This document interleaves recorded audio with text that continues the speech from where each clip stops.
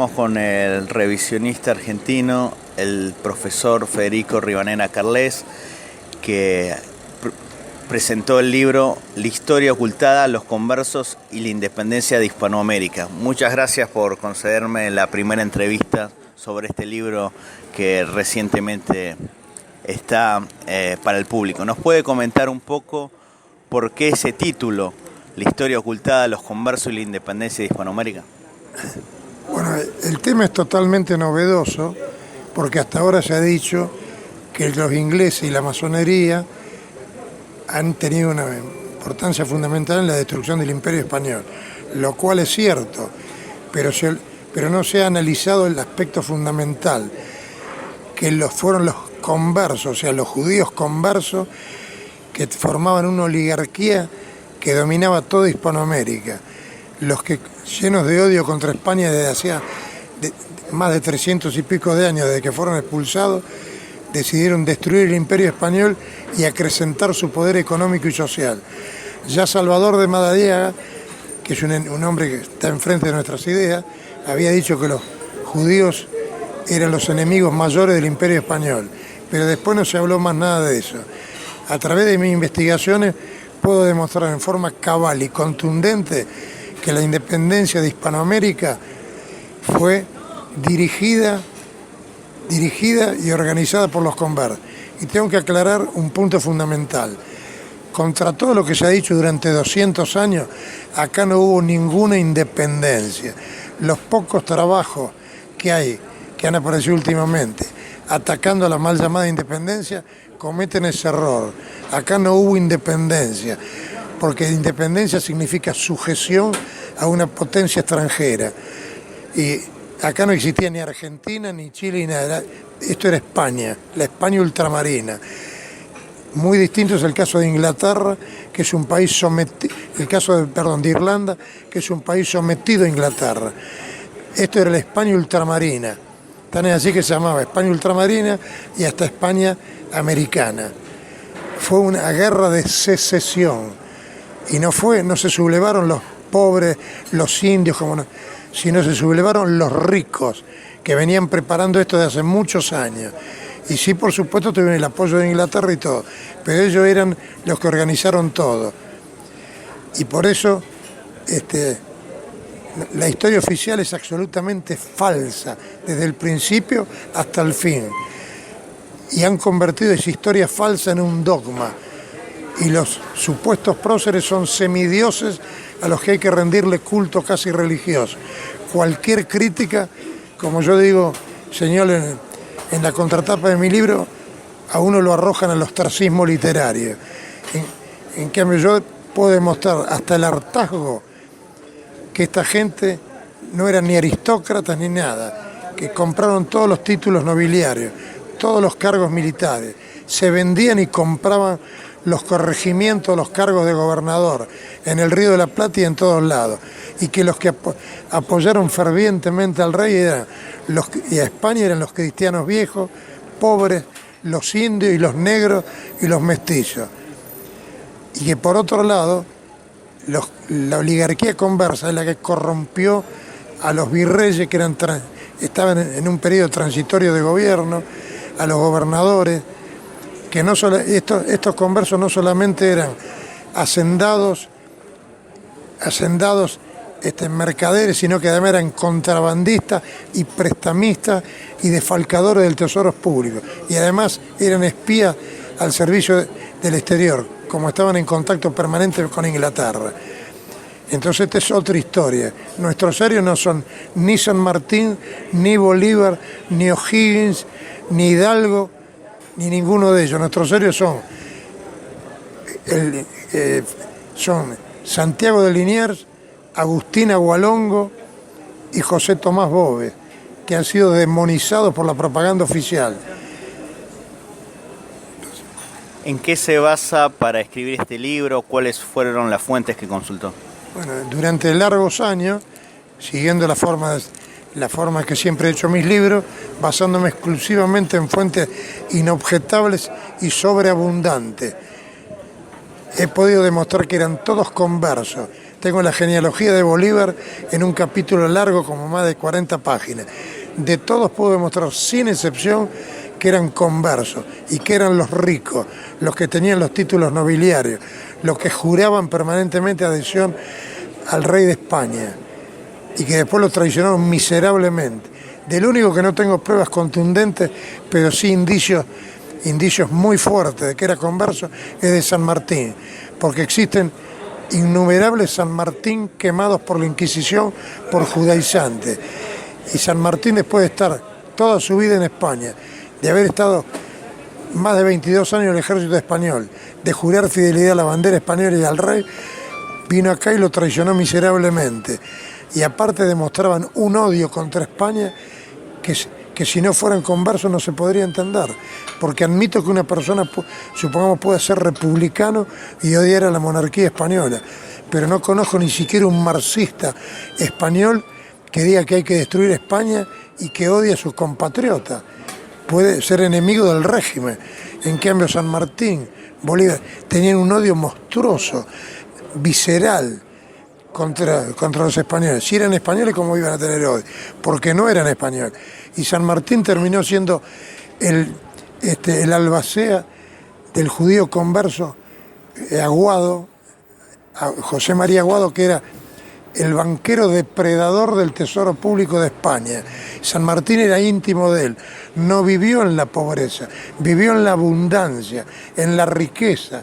En Granbur tenía una casa con caballeriza, una casa espectacular al lado de la pequeña casita de campo, como él decía, de Aguado, que tenía un castillo monumental.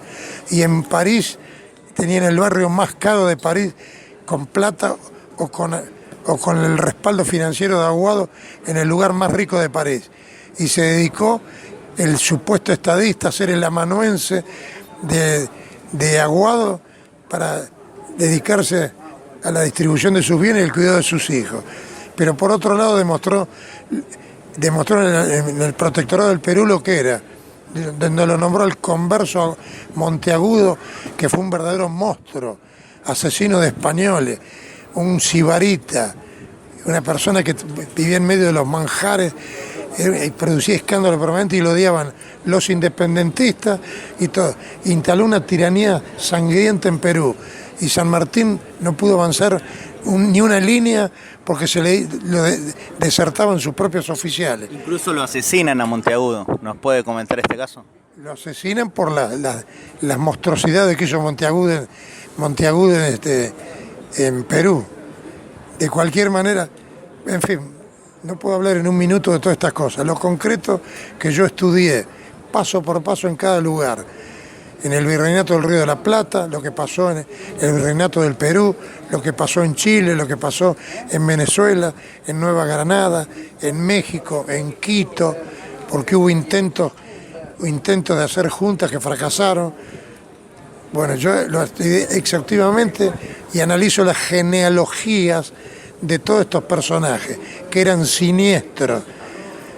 ¿Se puede decir que los conversos tenían una animosidad contra la fe católica? Tenían una animosidad enorme contra la fe católica.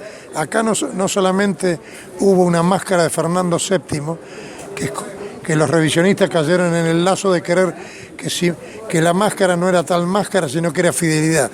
Mentira. Eso demuestra lo que eran perjuros.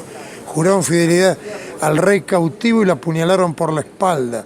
Y es mentira que no había una autoridad en España, porque en Cádiz estaba, en la isla de León, estaba el Consejo de Regencia, que con todo su defecto era la única autoridad de España, por más que lo dirigían liberales que estaban en combinación con los liberales de Hispanoamérica, y son los que ordenaron a Morillo hacer armisticio con Bolívar. Larga sería en una pequeña entrevista demostrar todo esto, pero aparte hicieron la máscara del catolicismo. Simularon ser católicos cuando odiaban a la Iglesia Católica e impusieron la independencia contra la voluntad de todos los pueblos. En Venezuela fueron aplastados en la Primera y Segunda República y el pueblo se alzó en armas contra los independentistas. Como señala el historiador independentista Caracciolo Parra Pérez, que dice que el pueblo odiaba a los oligarcas revolucionarios y se levantó en masa por el rey, porque el rey es la personificación de España. Y acá lo que pasó, yo analizo no solamente, no me dedico a analizar lo que sucedió en lo que sería la actual Argentina, lo analizo en todas partes, pero lo que sucedió en el Río de la Plata es algo realmente increíble y vergonzoso. Acá Inglaterra preparó el golpe de Estado. ¿Qué nos puede decir de la Revolución de Mayo? Bueno, la Revolución de Mayo es uno de los casos de una mistificación extraordinaria y que es una vergüenza la actitud de los llamados próceres argentinos que estaban al servicio descarado de Lord Stranford, que manejó y dio el golpe de Estado. Les trajo la falsa noticia de que en España no había autoridad, que es lo que ellos estaban esperando. Inglaterra les proporcionó las municiones para que se subleven, porque Cisneros, sabiendo que ya había movimientos subversivos, había controlado muy bien que tuvieran muy pocas municiones, y se la entregó Inglaterra a un español que está todo documentado y que Rivadavia acepta que evidentemente las municiones se las proporcionaron los ingleses. Lo más grave de todo, que no solamente eso, que inmediatamente Saavedra llamó al comandante de la Royal Navy que estaba en el Río de la Plata a que asistan al acto de Asunción, y dispararon cañonazos honrando a la primera junta cuando estaba Inglaterra en sociedad con España ante la invasión napoleónica. O sea, además primero el servilismo hacia Inglaterra total, que por otro lado inmediatamente le llevaron la correspondencia. Yo reprodujo todo esto a Lord Stranford para que esté enterado de todo lo que hicieron. Y por otro lado ordenaron a Bouchard que en la primera escuadra argentina enalbolara en el palo trinquete la bandera inglesa. En el palo trinquete, así nos reconocen cuando avanzamos. Eso no se hizo sino con autorización de los ingleses. Este miserable de Saavedra, que era un mercader de cuarta, que el título de teniente coronel se lo dio Liniers después de la segunda invasión, que era una persona detestable y un miserable que le escribió 4 meses antes de fusilar a Liniers, le escribió: mi venerado señor, nuestra España está en peligro, se necesita que usted aparezca. 4 meses después lo fusiló, junto con Belgrano, que era otro ser siniestro, que es el que le dijo a Moreno, le ordenó que hiciera el plan de operaciones para llevar el terror a todo el Río de la Plata. Todos firmaron, entre ellos 2 españoles peninsulares, como Mateu y Larrea, que habían llegado en 1803 y lo ponen como patriotas, que eran mercaderes conversos, los 2, eran todos conversos. Belgrano descendía de conversos contrabandistas, como lo pruebo yo documentalmente, y Saavedra también, no eran ningunos aristócratas, como dice, y tenía una tienda, como dice Lucas Ayagarray, Saavedra con su tendejón, decía. Y como decía el virrey Abascal, este infame de Saavedra fue la perdición del señor Liniers y de los buenos españoles. Eran traidores que hicieron, en fin, que todo lo hicieron con una doblez que no tiene antecedente por lo miserable. Lo que hicieron con Liniers, que era el héroe de la Reconquista, el defensor, el que le propinó a los ingleses una derrota que ha sido llamado en Francia el vengador de Trafalgar. Y acá los revisionistas sí hablan de Liniers, pero tiene una dimensión europea. Napoleón se quedó asombrado y lo quería condecorar, y él rechazó la condecoración. Y se sublevó en Córdoba, y a pesar de que Zarratel, el suegro, le decía que se rinda, tiene una carta memorable que dijo que jamás traicionaría al rey. Y murió como un héroe, y lo arcabucearon, lo asesinaron sin un juicio previo, porque Moreno dijo: si viene a Buenos Aires se va a sublevar todo por el reconquistador y estamos perdidos. Entonces, lo que hicieron, y lo fusilaron con soldados ingleses que se habían quedado después de la invasión. O sea, que nos cuenten cómo... Yo cuando tenía 18 años pensaba, ¿cómo puede ser que en 1806 y 1807 gritábamos "Viva España, mueran los herejes"? Y 3 años después dijeron que habíamos descubierto que habíamos tenido la mayoría de edad, que había surgido una nueva nación y que ahora España era un monstruo. El himno nacional, que es un himno vergonzoso, lleno de odio contra España, que era nuestra madre, y que es mentira, como dicen los revisionistas argentinos. Mi padre fue uno de los fundadores revisionistas. Yo soy revisionista, pero revisionista integral.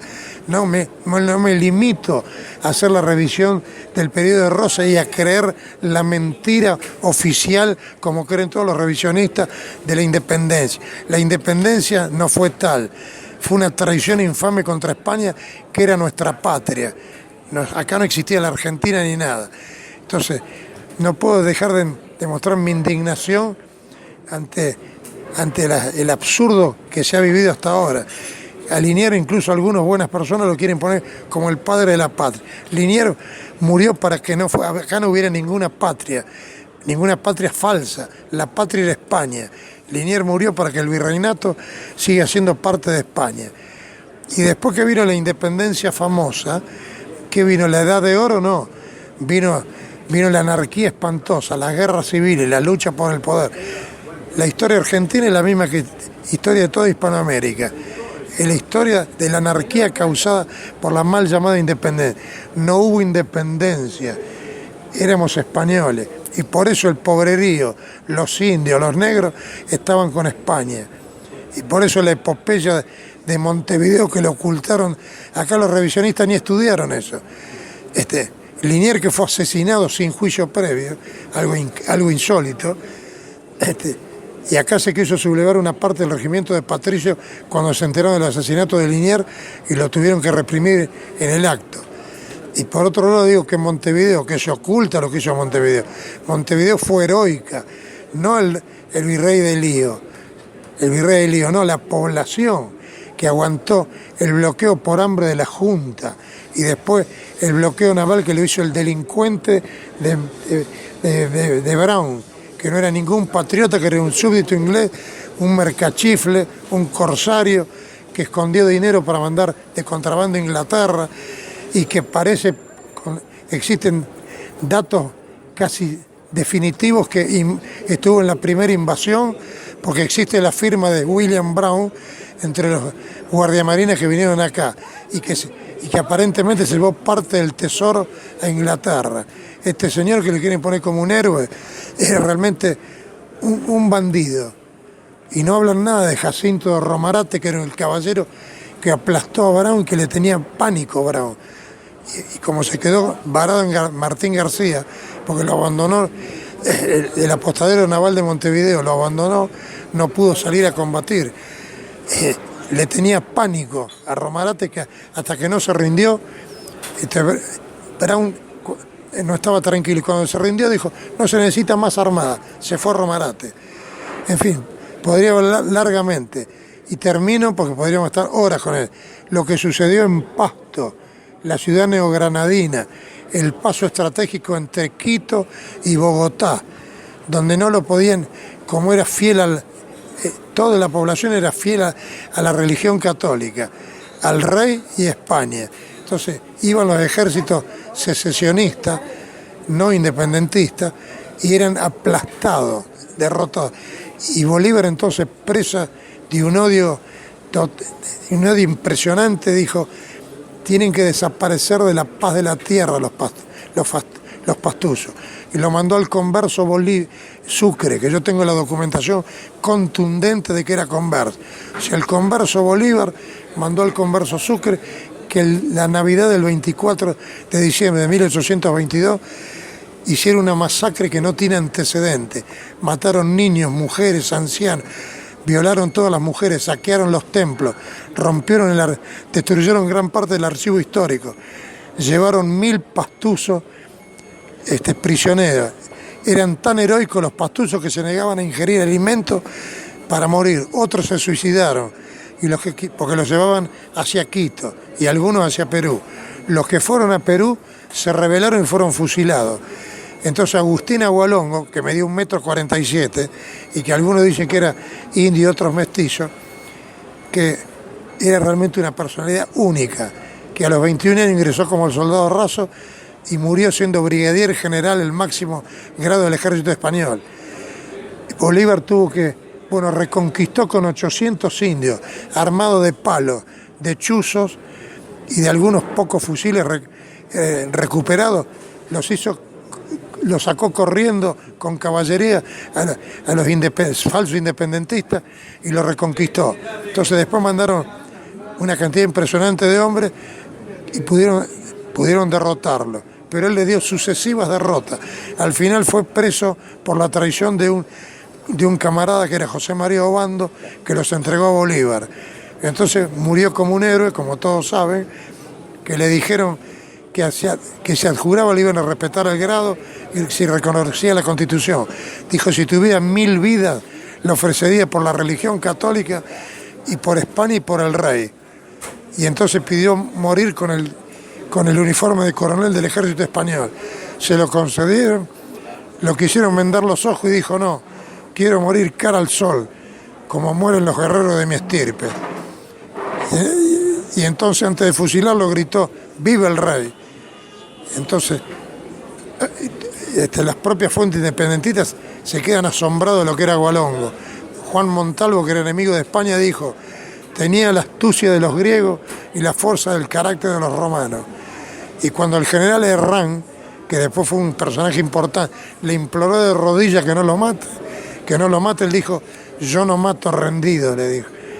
Y después que fue fusilado, mientras estaba en capilla, le llegó el nombramiento de Fernando VII como brigadier del ejército español. Después la lucha de Pasto continuó con guerrilla. Entonces Bolívar, presa de odio, en 1825 le escribió al Converso de Santander, hay que destruir a los pastuzos, a las mujeres hay que arrancarlas con los hijos y llevarlo a otra parte y hacer un penal militar. Eso lo dijo y tengo la página todo donde lo dijo este sujeto. ¿Cuánto tardó en escribir el libro? Más de 6 años. Me indigno, con justa razón, a pesar de que yo escribo científicamente, no por amor al cientifismo, sino para demostrar con argumentos que uno tiene razón. Pero Bolívar era un criminal sediento de sangre, no era ningún genio y era un estratega totalmente regular porque no sabía nada de cuestiones militares y en muy pocas batallas estuvo presente, la veía de lejos. En cambio Boves, José Tomás Boves, uno que forma parte de la trilogía del heroísmo, lo quieren poner como un monstruo, fue extraordinario. Y después de la primera batalla de Carabobo, recuperó y lo hizo correr a Bolívar, huyó, lo derrotó y Bolívar salió corriendo, se refugió en Caracas con Mariño, que era otro importante personaje militar, y cuando fue para Caracas huyeron y entró con la bandera del rey y la gente que lo aplaudía. Y en la primera batalla de Carabobo, que se rindió Cajigal, que era un mediocre, el general Cajigal, después José Tomás Boves, que era simplemente un guardiamarina, pero un genio militar, le mandó un parte espartano. Le dijo, he recuperado, después de vencer a Bolívar, le dijo, he recuperado las municiones, las armas, las municiones y el honor de las banderas españolas que su excelencia perdió en Carabobo. ¿Se da cuenta? Y después Liniers, que murió como puede morir un héroe extraordinario. Liniers es un héroe grande de la historia de España y podría hablar largamente de lo que pasó, por ejemplo, en la guerra de Cuba, que a los argentinos, incluso a los españoles, los han engañado. En Cuba fue un heroísmo extraordinario que a los yanquis, con todo su poder, los españoles le dieron una paliza descomunal. Aparte, demuestro y pruebo que la guerra de Cuba fue desatada porque volaron al Maine, que se sabe que era un barco de guerra que lo volaron, y se decía los estadounidenses ya que lo volaron los españoles. Está demostrado que lo volaron los propios estadounidenses, y el que escribió el memorándum demostrando que la culpa no tenía los españoles es el judío Marix, judío alemán que era oficial de la Marina estadounidense. y de fuente judía reconoce que el informe de Marik provocó la guerra con Cuba. Y más allá de la campaña de prensa que hizo Hearst y Pulitzer, que decían que había que atacar España. Pero hay testimonios demoledores como el de Aguinaldo, porque la guerra de Cuba se extiende hasta Filipinas. Y el general Aguinaldo, llegó a ser presidente de Filipinas, en una entrevista que reprodujo reconoce que fue la masonería la que organizó todo y que estoy arrepentido, dijo, al final de su vida, de haberme sublevado contra España. Y honró a los españoles que, por ejemplo, con esto termino, no se habla de los héroes de Valer, que no hay antecedente en el mundo de lo que hicieron los héroes de Valer. Estuvieron 43 españoles, digo 43 porque otros fueron fusilados, 6 fueron fusilados por desertores. 43 españoles resistieron durante 11 meses en una iglesia el asalto de 1.500 guerrilleros independentistas filipinos y les ocasionaron 700 bajas, la mayoría heridos. No se rindieron, murieron 12 soldados, los enterraron dentro de la iglesia, no tenían para comer, no se rindieron. Y ya España había vendido miserablemente, había vendido por 20 millones de dólares, por el masón de Sagasta, le había vendido a Estados Unidos, que España hizo una abdicación, le entregó Puerto Rico, le regaló Cuba y le vendió en 20 millones de dólares Filipinas. Como ellos no lo sabían, desde el 1 de junio, del 1 de julio de 1898 hasta el 1 de junio de 1899, no se rindieron. No sabían que de diciembre ya estaba en manos, que Filipinas no es más española. Sin embargo, enterraron a su muerto en la iglesia. Y la bandera española sucia y hecha jirones flameaba, la gloriosa bandera roja igual. Y lo grave de todo esto, lo extraordinario, que viendo que se rindieron cuando vieron que ya no era más de España. Y el general Aguinaldo se quedó conmovido y dio un decreto que dijo: no son enemigos, son amigos de España. Han honrado, son los dignos hijos de Pelayo y del Cid. Han llevado las virtudes militares al más alto grado. Y entonces los recibió, los trató como hermanos, y poco después, los embarcó para España con todos los honores. Poco después, como los yanquis traicionaron a los filipinos y se apoderaron de Filipinas, en Valer, que es una localidad pequeña de Filipinas, se instalaron los yanquis en el mismo lugar. Al poco tiempo se rindieron cobardemente, a diferencia de los españoles que jamás se rindieron, y que llegaron a España y pasaron privaciones, que si bien Franco le reconoció unas pocas, uno de ellos murió pidiendo plata en el subterráneo de España. Esos son los héroes nuestros, los héroes de Valer, que ahora se está reivindicando un poco, pero Filipinas, a partir de los últimos años, el día de la rendición lo declaró Día de la Amistad Española y Filipina, y en la misma iglesia de Valer va el ejército filipino a hacerle el homenaje y le han puesto una placa y van hasta los estudiantes a rendir honores a los héroes de España que nosotros no los conocemos. Así que la historia que nos contaron es totalmente distinta. Toda la primera junta eran realmente miserables, que sabían muy bien, no eran esclavos de los ingleses, eran conversos que sus hermanos de raza que dominaban Inglaterra, que lo demuestro bien en mi libro. Inglaterra no es como han escrito acá, que Beresford era un caballero. Beresford no era ningún caballero, eran mercachifles que vinieron a robar el tesoro público del Río de la Plata, y venían por el botín. Y el soldado inglés acá hizo estrago, no respetó nada. En cambio, Liniers a los generales vencidos los invitaba a comer, los trató como hermanos, porque con su mentalidad medieval querían que eran caballeros como él. Si hubiera sido al revés, Beresford lo hubiera puesto en una mazmorra, Liniers.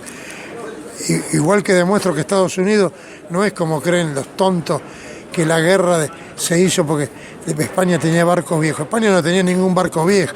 Fue la traición de Cervera el almirante Cervera que se rindió sin combatir en Cuba y de Montojo que se rindió sin combatir en Filipinas. Pero hubo otros héroes que no se rindieron sin combatir, que dieron su vida gloriosamente por España y que causaron la admiración de los estadounidenses y que le dieron una paliza a los infantes de Marina inglés, estadounidense. O sea, termino esto para decir que todo lo que nos contaron es una historia falsa de la A a la Z, que estos héroes no son libertadores, fueron esclavizadores de nuestros pueblos. Y si bien ahora se ha producido por el curso del tiempo una separación y hay nuevos países, estos nuevos países no van a hacer nunca nada si no reconstruimos el imperio hispánico con los medios actuales. Primero una confederación y después una federación. Y parafraseando hasta al Dante, diría que Hispanoamérica y España no va a conocer la grandeza hasta que no esté reconstruido el imperio hispánico. Por eso España apenas terminó la guerra de Cuba, empezaron los independentismos. Entonces, nosotros somos parte de un gran imperio, el más grande imperio que supera al romano, que no tenía objetivos doctrinales, más allá de las virtudes que tuvo el imperio romano. Ser miembro del imperio español, hablar una lengua imperial como la nuestra, es algo extraordinario. Lo que pasa es que no tenemos conciencia de la existencia de la hispanidad. Pero como dice hasta el propio Madariaga, aunque no haya conciencia, la hispanidad está viva. Lo que hay que hacer es reconstruirla políticamente. Así que este libro, que me va a traer las diatribas, como yo digo, no solo de los marxistas, sino de los nacionalistoides, que quieren mezclar, quieren hacer compatible el secesionismo con el sentimiento de nacionalidad argentina, que no existe. Tenemos que estar, o sea, no se puede hablar de secesionismo e hispanismo. Tenemos que estar contra el secesionismo. Fue una traición por la espalda de España. Y debido a que hemos dejado de pertenecer a España, estamos soportando todo lo que estamos viviendo. Nosotros somos hispánicos, nos guste o no nos guste. Los pueblos tienen una afiliación como los individuos. Nuestra madre es España, no una madre patria lejana. Nos dio todo lo que tenemos. Es decir, no quiero seguir hablando de este tema porque sería largo. Me van a atacar, pero no importa. Espero quien quiera que me demuestre que yo en una sola coma estoy equivocado. Muchas gracias.